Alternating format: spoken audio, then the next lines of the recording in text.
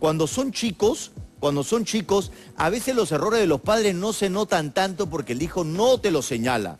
En la adolescencia es la gran oportunidad para que tú te veas en el espejo de tu hijo y puedas realmente empezar a mejorar. Ahora sí tenemos otra llamada. ¿Aló? Hola. Hola, ¿cómo estás? ¿Cómo te llamas? Bien. María. María, ¿de dónde llamas? De Los Olivos. De Los Olivos, María. Dime, ¿cuál es tu pregunta? Mi pregunta, tengo un niño de 12 años, Ok. es hijo único, Ajá. y en casa está, pero me contesta, Ajá. está hablando algunas palabras malas, Ok. se peina de una manera que no me gusta, se echa laca, Ajá. a veces me da con una mirada y me dice no te voy a hacer caso, Ajá. no eres qué ni quién. Ok, María. Pero bueno, está entrando en la preadolescencia, como dicen, ¿no? Y tengo que tener bastante paciencia, pero a veces se me pasa. Ok, María. Muchas gracias gracias por tu pregunta. Mira lo que dices, ¿ah? Tú has puesto en la misma escala una mirada agresiva, que es una de las grandes herramientas del adolescente. A veces no dice nada. Con la mirada nomás constantemente te está cuestionando, ¿no? Por otro lado, no te obedece. Y en la misma categoría se peina de una manera que no te gusta.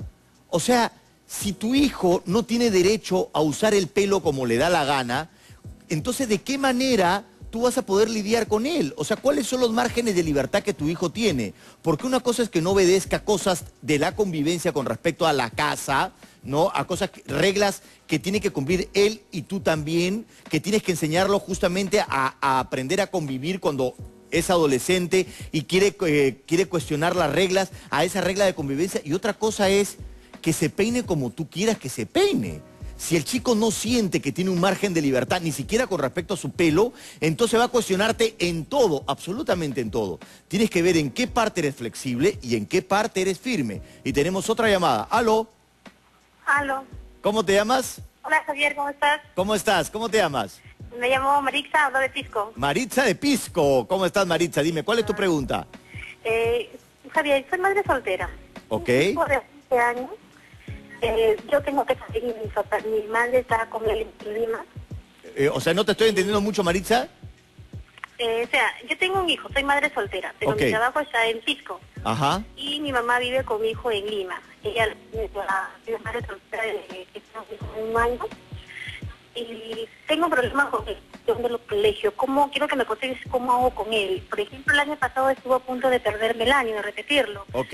Pero hice un esfuerzo con él, gracias a Dios me levantó las notas, que el mismo profesor se sorprendió de ver lo que me sacaba 19 y 20, pensar que en un principio estuvo de 10, 8, 5. Ok. ¿Cómo hago yo? Mi mamá, mi niño se pone y no le hace caso. Bien, Maritza, dime, ¿qué edad tiene tu hijo?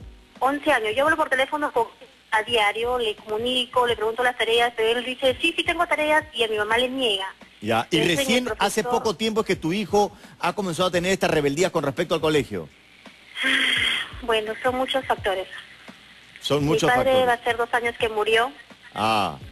Mi hermano viajó al extranjero hace 1 año y él tenía esa figura paterna. Ok.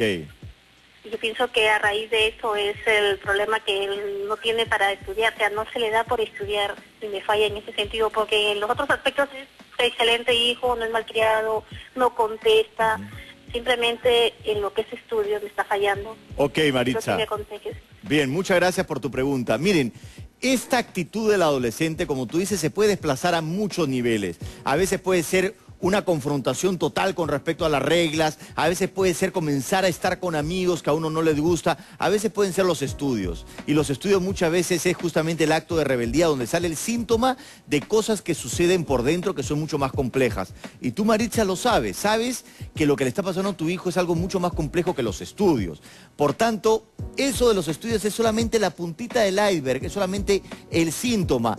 Hay que tratar de prestar atención a todo lo que está detrás. Y todas esas cosas que pasa a tu hijo, en principio, Maritza, Tienes que ser muy paciente, muy tolerante, porque seguramente si ha muerto una persona cercana, si esa figura parental ha salido de viaje, debe estar con dramas internos tu hijo bastante fuertes y que se necesita de mucha mayor presencia tuya, de mucha mayor comunicación, que pueda verbalizar, que pueda hablar de lo que le ocurre. Eso puede ser maravilloso, pero justamente mañana vamos a trabajar mucho más a fondo estas familias de ahora donde la mamá está sola, ¿no? Y cría un hijo y no tiene a veces la figura paterna. Mañana vamos a profundizar mucho más con respecto a este tema y yo quiero terminar diciéndoles que en la adolescencia hay una frase del Rey Lear que a mí me gusta mucho, es: "Ay del que llega viejo sin ser sabio".